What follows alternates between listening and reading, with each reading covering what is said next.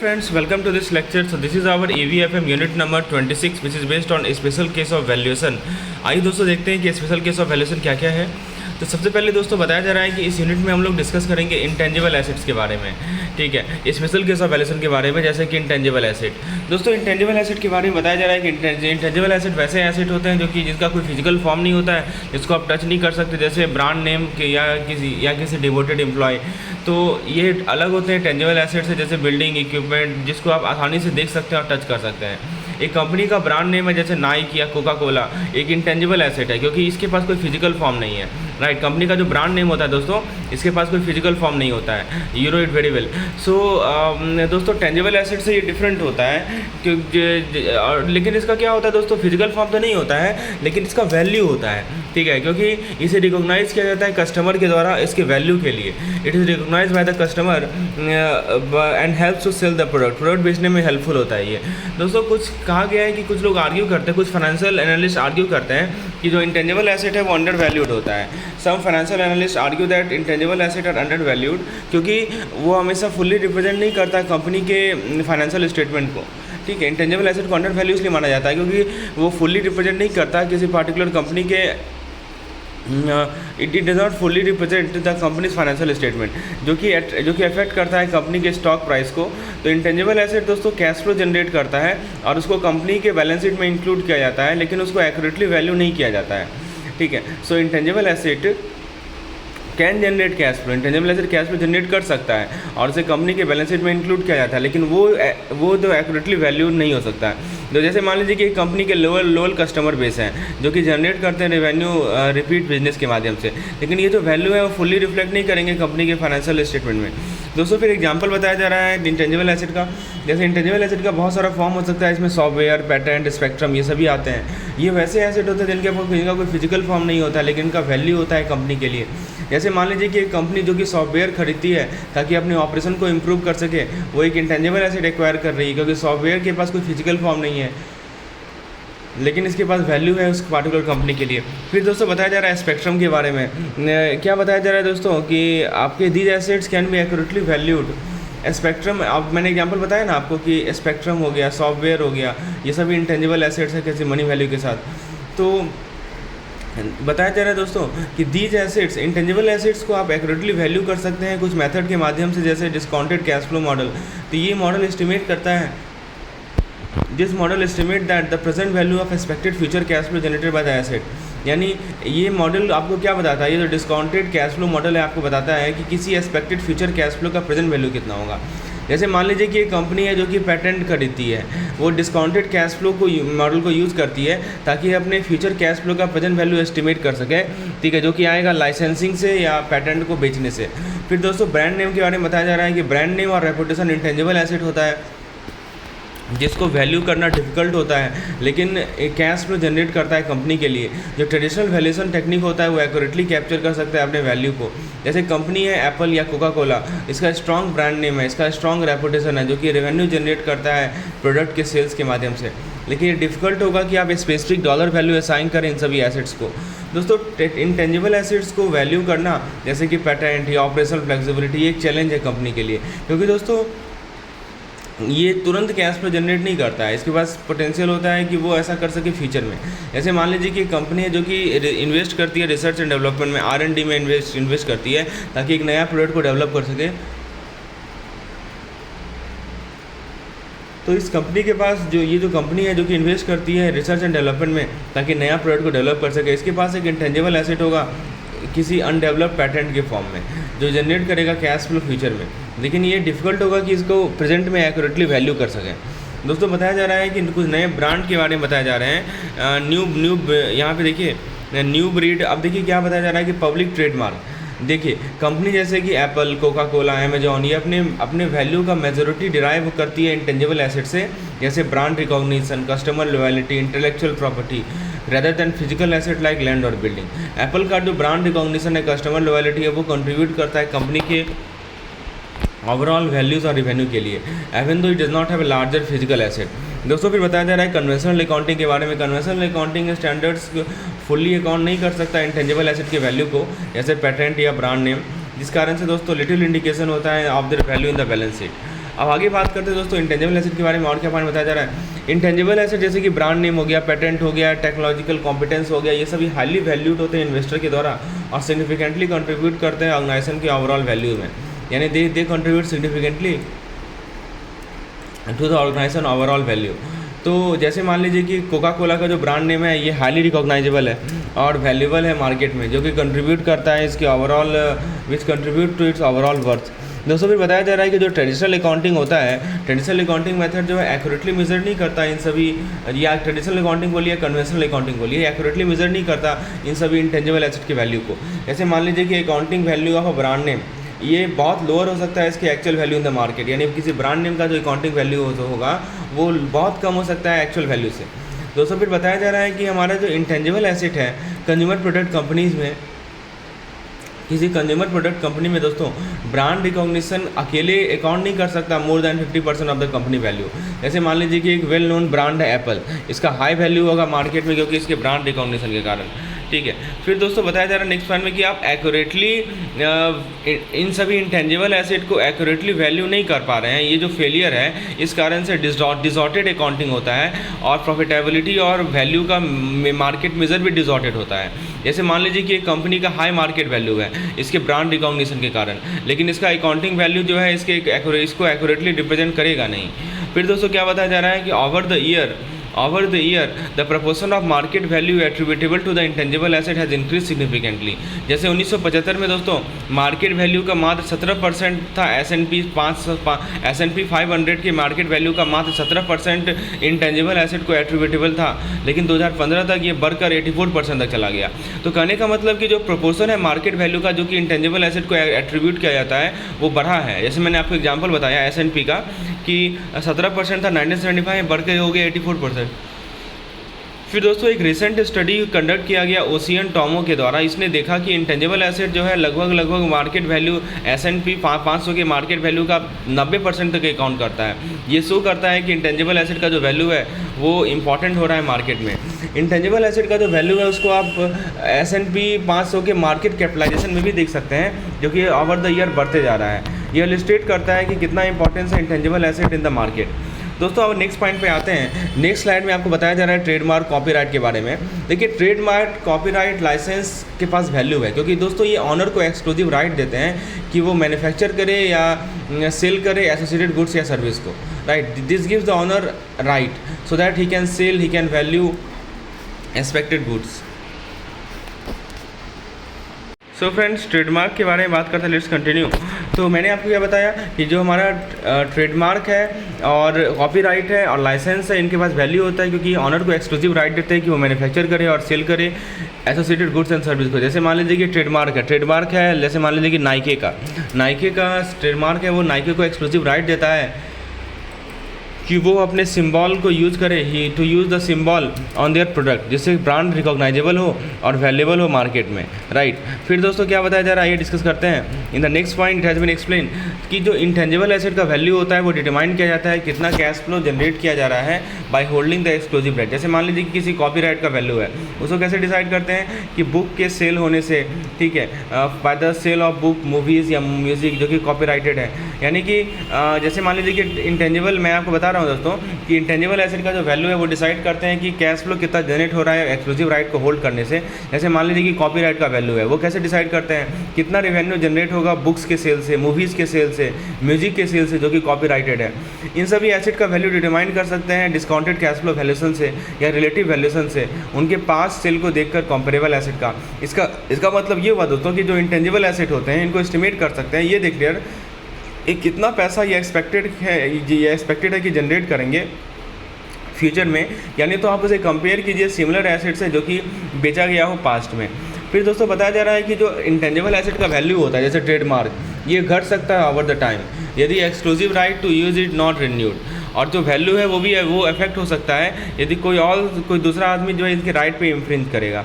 फिर दोस्तों बताया जा रहा है कि जो एक जैसे मान लीजिए कि फ्रेंचाइजेज जो होते हैं, फ्रेंचाइज एक तरह के इंडिपेंडेंट और cash flow generating intangible assets होते हैं। जैसे मान लीजिए कि फास्ट फूड फ्रेंचाइज है जैसे मैकडोनाल्ड, ये ऑनर को एक राइट देता है कि वो मैकडोनाल्ड के ब्रांडेड प्रोडक्ट को बेचे अपने नाम के अंदर। दोस्तों किसी फ्रेंचाइज़ का जो वैल्यू है वो डिसाइड किया जाता है कितना कैश फ्लो जनरेट कर रहा है फ्रेंचाइज़ के ऑपरेशन से। जैसे मान लीजिए कि मैकडोनाल्ड का फ्रेंचाइज है, उसका वैल्यू कैसे डिसाइड किया जाएगा कि फ्रेंचाइज़ के सेल से, मैकडोनाल्ड प्रोडक्ट के फ्रेंचाइज सेल से कितना रेवेन्यू जनरेट हो रहा है। तो करने का मतलब कि जो इंटेंजिबल एसेट का वैल्यू होता है वो डिटरमाइन किया जाता है उनकी क्षमता से, वो कितना कैश फ्लो जनरेट कर सकते हैं अपने ऑनर के लिए, और इस वैल्यू को एस्टिमेट कर सकते हैं बहुत सारे वैल्यूएशन टेक्निक से। हाउएवर, लेकिन दोस्तों ये जो एसेट का यूज है, इस एसेट का जो वैल्यू है वो चैलेंजिंग हो सकता है कि आप एक्यूरेटली डिटरमाइन कर सकें। क्यों चैलेंजिंग होता है? क्योंकि कुछ फैक्टर्स होते हैं जैसे limited time period of exclusive right and potential financial impact of infringement. अब दोस्तों बात करते हैं कि अप्रोच फॉर वैल्यूएशन, वैल्यूएशन के कौन कौन से अप्रोच आइए डिस्कस करते हैं। Let's discuss what are the approaches that we have for valuation. So पहला अप्रोच जो हमारे पास है वो है कैपिटल इन्वेस्टमेंट अप्रोच। आप देख सकते हैं क्या कहा जा रहा है दोस्तों कि कितना पैसा कंपनी इन्वेस्ट करती है किसी एसेट में ओवर द टाइम। इसे आप यूज कर सकते हैं एस्टिमेट करने के लिए एसेट के वैल्यू को। जैसे मान लीजिए एग्जांपल के तौर पर एक कंपनी ने इन्वेस्ट किया $1,00,000 किसी अपने ब्रांड नेम को एडवर्टाइज करने में ओवर द ईयर। तो कंपनी क्या करेगी, इन सभी एडवर्टाइजिंग एक्सपेंस को कैपिटलाइज करेगी और फिर बैलेंस को देखेगी जो कि अनएमोटाइज रहा। जैसे मान लीजिए कि $20,000 अनएमोटाइज है, तो कंपनी कंसिडर करेगी कि इसका ब्रांड नेम का वैल्यू $20,000, क्योंकि इसने $1,00,000 इन्वेस्ट किया एडवर्टीजमेंट में अपने ब्रांड नेम के लिए ओवर द ईयर, और कंपनी ने कैपिटलाइज किया इन सभी एडवर्टाइजिंग एक्सपेंस को और फिर देखा कि बैलेंस जो कि अनएमोटाइज रह गया। तो दोस्तों लेकिन तो ये जो अप्रोच है ना हमारा कैपिटल इन्वेस्टमेंट अप्रोच, ये एक्चुअल मार्केट को रिफ्लेक्ट नहीं करता है, यानी एसेट का जो एक्चुअल मार्केट वैल्यू है उसको रिफ्लेक्ट नहीं करता है, जो कि हायर भी हो सकता है, लोअर भी हो सकता है कैपिटलाइज वैल्यू से। ये आपको क्या बताता है? केवल कैपिटलाइज वैल्यू बताता है। जैसे आपने $1,00,000 जो है एडवर्टाइजिंग में इन्वेस्ट किया और कंपनी जो है इन सभी एडवर्टाइजिंग को कैपिटलाइज की, इन सभी एडवर्टीजमेंट एक्सपेंस को कैपिटलाइज की और फिर बैलेंस अमाउंट को देखी तो उसे मिला $20,000। तो हो सकता है कि ये जो $20,000 है वो इसकी एक्चुअल एक्सपेंस, एक्चुअल जो वैल्यू है उससे ज़्यादा भी हो, कम भी हो। तो ये इसका बड़ा डिमेरिट है। तो ये do not reflect the asset market value. दूसरा तरीका है हमारे पास डिस्काउंटेड कैश वैल्यूएशन। ये इस अप्रोच के अंदर क्या होता है कि आप इंक्रीज इन कैश फ्लो को एस्टिमेट करते हैं जो कि किसी इंटेंजिबल एसेट के कारण हो रहा है और फिर उसे वापस डिस्काउंट करते हैं अप्रोप्रिएट रेट पे। जैसे मान लीजिए कि कंपनी ने एक नया सॉफ्टवेयर डेवलप किया जो कि ये प्लान कर रही है कि $50,000 में बेचेगी हर एक साल अगले 5 साल तक। कंपनी ने एस्टिमेट किया कि इसको $10,000 पर साल लगेगा इसको मेंटेन करने के लिए और सॉफ्टवेयर को सपोर्ट करने के लिए।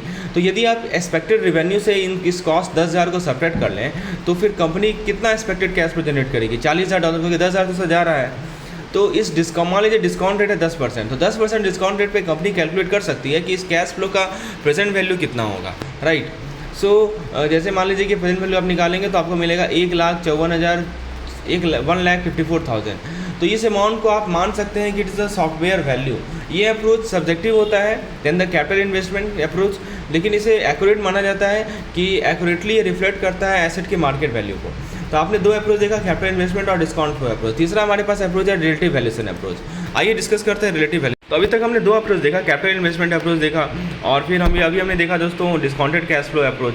अब देखते हैं दोस्तों रिलेटिव वैल्यूएशन अप्रोच कैसे यूज किया जाता है फॉर इंटेंजिबल एसेट। तो देखिए रियल एस्टेट और जो हमारे फाइनेंशियल एसेट होता है जैसे कि बॉन्ड, स्टॉक, ठीक है। तो देखिए रियल एस्टेट जैसे और फाइनेंशियल एसेट जैसे कि बॉन्ड, स्टॉक, ये सभी वैल्यू किए जाते हैं कितना कैश फ्लो ये जनरेट करते हैं उसके बेसिस पे, ठीक है। तो कितना कैश फ्लो ये जनरेट करेंगे इनके बेसिस पे इनका वैल्यूएशन होता है, किनका रियल एस्टेट का और बॉन्ड, स्टॉक का। तो फ्रेंड्स यहाँ समझाया जा रहा है आपको कि जैसे मान लीजिए कि रियल एस्टेट प्रॉपर्टी है वो रेंटल इनकम जनरेट करती है, जो कि फाइनेंशियल एसेट जैसे कि स्टॉक जनरेट करती है डिविडेंड, राइट। फाइनेंशियल जैसे स्टॉक क्या जनरेट करेगी? स्टॉक डिविडेंड जनरेट करेगी या इंटरेस्ट पेमेंट डिविडेंड जनरेट करेगी। तो दोस्तों यदि इन सभी एसेट का आपको वैल्यू पता लगाना है तो अनसर्टेनिटी का लेवल जो कि इन सभी कैश फ्लो से एसोसिएटेड है उससे भी आपको ध्यान में रखना पड़ेगा। जैसे मान लीजिए कि एक रेंटल प्रॉपर्टी है। सो फ्रेंड्स रियल एस्टेट और फाइनेंशियल एसेट का जो वैल्यूएशन होता है इसके बारे में हम लोग बात कर रहे हैं। तो जैसे आपका ये रियल एस्टेट और फाइनेंशियल एसेट दोनों वैल्यू किया जाता है कितना कैश फ्लो वो जनरेट करेंगे। जैसे रियल एस्टेट प्रॉपर्टी आपको रेंटल इनकम देती है, जबकि फाइनेंशियल एसेट जैसे कि स्टॉक आपको डिविडेंड देती है, इंटरेस्ट पेमेंट देती है। तो इन सभी एसेट का जो वैल्यूएशन होता है दोस्तों इसमें अनसर्टेनिटी भी एसोसिएटेड होता है कैश फ्लो का, उसे भी ध्यान में रखा जाएगा। जैसे मान लीजिए कि रेंटल प्रॉपर्टी है वो प्राइम एरिया में लोकेटेड है जहाँ पे हाई डिमांड है, तो इसका लोअर लेवल ऑफ अनसर्टेनिटी होगा क्योंकि इसकी फ्यूचर रेंटल इनकम के साथ। लेकिन एक प्रॉपर्टी मान लीजिए कि एक ऐसा एरिया में लोकेटेड है जहाँ पे लोअर डिमांड है, वहाँ पे अनसर्टेनिटी ज़्यादा होगा। उसके बाद दोस्तों बताया जा रहा है कि जो प्रेडिक्टेड ग्रोथ है, अच्छा रिलेटिव वैल्यूएशन की बात कर लें, जो प्रेडिक्टेड ग्रोथ है इन सभी एसेट का, ये भी इंपॉर्टेंट रोल प्ले करता है इनके वैल्यूएशन में। जैसे मान लीजिए कि कंपनी का जो स्टॉक है वो रैपिडली ग्रो करेगा फ्यूचर में, तो उसके पास हायर वैल्यू होगा as compare to stock of a company with no growth prospect. उसी तरह दोस्तों एक रियल एस्टेट प्रॉपर्टी है जो कि ऐसे एरिया पे लोकेटेड है जहाँ पे फ्यूचर डेवलपमेंट होने वाला है या इंप्रूवमेंट होने वाला है, उसका हाई वैल्यू होगा as compare to property which is located in area with no significant growth. तो रिलेटिव वैल्यूएशन में क्या होता है कि आप कंपनी के मार्केट वैल्यू को कंपेयर करते हैं with intangible asset to the market value of similar company, right. तो ये हमारा रिलेटिव वैल्यूएशन अप्रोच है। इसको मैं आपको रिलेटिव वैल्यूएशन को एक बार और समझाता हूँ एग्जांपल के माध्यम से, ताकि आपका कंसेप्ट क्लियर हो। क्योंकि अभी तक हमने एक कैपिटल इन्वेस्टमेंट अप्रोच देखा, ठीक है, we have seen the capital investment approach and discounted cash flow approach, and the third approach we have is relative valuation approach which we have already discuss in the last lecture, but let me remind you once more. दोस्तों relative valuation में क्या होता है कि आप company को value करते हैं या किसी एसेट को वैल्यू करते हैं similar comparable asset similar company से कंपेयर करके। तो जैसे मान लीजिए कि आप एक कंपनी को वैल्यू करना चाह रहे हैं जो कि एक पैटेंट खरीदी है नए टेक्नोलॉजी का, तो आप देखेंगे दूसरे सिमिलर कंपनी के मार्केट वैल्यू को इंडस्ट्री में जो जिसके पास ऐसा पैटेंट नहीं है, तो मार्केट वैल्यू को कंपेयर करके इन दोनों कंपनीज़ का आप आइसोलेट कर सकते हैं पैटेंट के इफेक्ट को और इसके वैल्यू को एस्टिमेट कर सकते हैं। तो ये कंपैरिजन जो है बहुत सारे फैक्टर के बेसिस पे कर सकते हैं, जैसे रेवेन्यू, प्रॉफिट, एसेट। ये जरूरी है कि ऐसे कंपनी एसेट को चूज़ करना जो कि जितना सिमिलर हो उतना अच्छा है, ठीक है। तो रिलेटिव वैल्यूएशन एक पॉपुलर मेथड है वैल्यूएशन का, क्योंकि ये सिंपल है, इंट्यूटिव है, लेकिन इसका लिमिटेशन भी है कि सिमिलर कंपनी का अवेलेबिलिटी होना चाहिए, एसेट का अवेलेबिलिटी होना चाहिए। फिर दोस्तों क्या बताया जा रहा है कि वैल्यू ऑफ एन एसेट, यानी एसेट का जो वैल्यू होता है दोस्तों वो प्रोपोर्शनल होता है कि जितना ज़्यादा एक एसेट कैश जनरेट करेगा उतना ही ज़्यादा ये वैल्यूएबल होगा। The more the cash an asset generate the more the valuable it is, ये पॉइंट समझाया जा रहा है दोस्तों। तो जैसे लेकिन साथ ही साथ दोस्तों यदि एसेट ज़्यादा कैश फास्टर जनरेट करता है और कैश फ्लो प्रेडिक्टेबल है तो एसेट ज़्यादा वैल्यूएबल होगा। लेकिन दोस्तों यदि high level of risk associated है कैश फ्लो के साथ, यदि कैश फ्लो के साथ रिस्क हाई लेवल है तो एसेट जो है लेस वैल्यूएबल होगा। फिर दोस्तों क्या बताया जा रहा है कि जिस मेथड से आप रिस्क को और रिटर्न को इवैल्यूएट करते हैं किसी फाइनेंशियल एसेट का, जैसे स्टॉक, बॉन्ड, वो सुटेबल नहीं होगा रियल एस्टेट इन्वेस्टमेंट के लिए।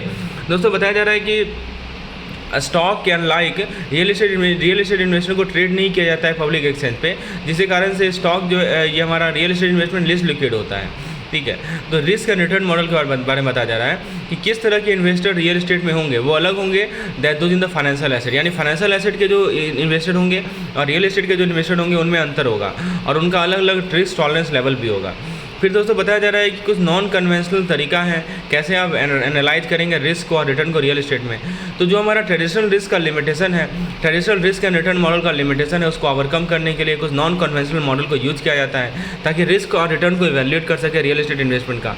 ये मॉडल कंसिडर करते हैं बहुत सारे फैक्टर्स को, जैसे location, age, condition of the property, tenants के क्वालिटी, लीज टर्म, इन सभी को कंसिडर किया जाता है। दोस्तों बताया जा रहा है कि रियल एस्टेट इन्वेस्टमेंट जो है different type of cash flow को प्रोड्यूस करते हैं दैन द फाइनेंशियल इन्वेस्टमेंट। जैसे मान लीजिए कि रियल एस्टेट इन्वेस्टमेंट जो है रेंटल इनकम जनरेट करेंगे और वो वैल्यू में अप्रिसिएट होगा ओवर द टाइम, लेकिन फाइनेंशियल इन्वेस्टमेंट जैसे कि स्टॉक डिविडेंड जनरेट करेंगे, ठीक है, और वो भी अप्रिसिएट होगा ओवर द टाइम। तो कहने का मतलब कि जो ट्रेडिशनल रिस्क और रिटर्न मॉडल है जिसको फाइनेंशियल एसेट के लिए यूज़ करते हैं वो डायरेक्टली एप्लीकेबल नहीं होगा रियल एस्टेट इन्वेस्टमेंट के लिए, लेकिन अल्टरनेटिव मॉडल को यूज़ कर सकते हैं आप रिस्क और रिटर्न को एनालाइज करने के लिए जो कि रियल एस्टेट इन्वेस्टमेंट से एसोसिएटेड है।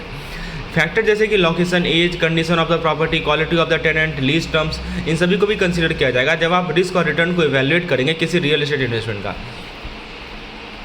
फिर दोस्तों बताया जा रहा है कि किसी कॉस्ट ऑफ इक्विटी को डिटरमाइन करने के लिए रियल एस्टेट इन्वेस्टमेंट का बहुत सारे पैरामीटर को मेजर किया जाएगा, जैसे रिस्क फ्री रेट कितना है, बीटा रेट कितना है, राइट। तो जब भी आप किसी रियल एस्टेट इन्वेस्टमेंट की कॉस्ट ऑफ इक्विटी को निकालेंगे तो बहुत सारे पैरामीटर को मेजर किया जाएगा, जैसे रिस्क फ्री रेट कितना है, बीटा कितना है, रिस्क प्रीमियम कितना है। तो ट्रेडिशनल जो हमारा ट्रेडिशनल मॉडल है उसमें एक एजम्पशन ये है, जैसे ट्रेडिशनल मॉडल क्या है, बस CAPM, मल्टी फैक्टर मॉडल, ये सभी हमारे ट्रेडिशनल मॉडल हैं। उसमें एजम्पशन ये है कि जो मार्जिनल इन्वेस्टर हैं वो विल डाइवर्सिफाई हैं, लेकिन दोस्तों ये वैलिड नहीं होगा रियल एस्टेट इन्वेस्टमेंट के लिए जहाँ पे इन्वेस्टर के पास डाइवर्सिफाई पोर्टफोलियो नहीं होगा। एक तरीका है दोस्तों किसी इस एजम्पशन की वैलिडिटी को एसेस करने का, वो ये है कि आप इन्वेस्टिगेट कीजिए कि कैसे पोटेंशियल रिस्क जो है रियल एस्टेट से एसोसिएटेड है, जैसे market risk, credit risk, liquidity risk, ये सभी रिस्क कैसे इंपैक्ट करते हैं रियल एस्टेट इन्वेस्टमेंट के परफॉर्मेंस को। उसके अलावा दोस्तों जो हमारे नॉन डाइवर्सिफाइबल रिस्क होते हैं, जिसको क्वांटिफाई किया जाता है मार्केट बीटा के द्वारा CAPM में, आर्बिट्रेज प्राइसिंग मॉडल के द्वारा, मल्टी फैक्टर मॉडल के द्वारा, तो ये जो हमारे नॉन डाइवर्सिफाइबल रिस्क है इसे भी कंसिडर किया जाएगा। एजम्पन ये है ये सभी मॉडल एप्लीकेबल होते हैं रियल एस्टेट के लिए भी, based on the beta in relation to the market portfolio. तो कहने का मतलब कि आप यदि कॉस्ट ऑफ इक्विटी को डिटरमाइन करना चाह रहे हैं किसी रियल एस्टेट इन्वेस्टमेंट के लिए, तो average real estate investor portfolio diversification और पोटेंशियल रिस्क जो एसोसिएटेड है रियल एस्टेट का, उसे भी कंसिडर करना पड़ेगा। फिर दोस्तों क्या बताया जा रहा है, एनालिस्ट को क्या क्या पॉइंट देखना है वो देखिए। रियल एस्टेट इन्वेस्टमेंट लार्ज भी हो सकता है और इसमें स्पेशलाइज नॉलेज भी चाहिए, जो कि डिफिकल्ट हो जाता है इन्वेस्टर को कि वो अपने पोर्टफोलियो को डाइवर्सिफाई कर सके अलग अलग तरह के रियल एस्टेट इन्वेस्टमेंट में। जैसे मैं आपको एग्जाम्पल समझाता हूँ इस चीज़ को। जैसे मान लीजिए कि एक इन्वेस्टर है, उसके पास केवल एक्सपीरियंस है कि वो कमर्शियल प्रॉपर्टीज़ में ही इन्वेस्ट करता है, तो उसके लिए डिफिकल्ट होगा कि वो डाइवर्सिफाई कर सके रेजिडेंशियल प्रॉपर्टी में, because it will be difficult for him.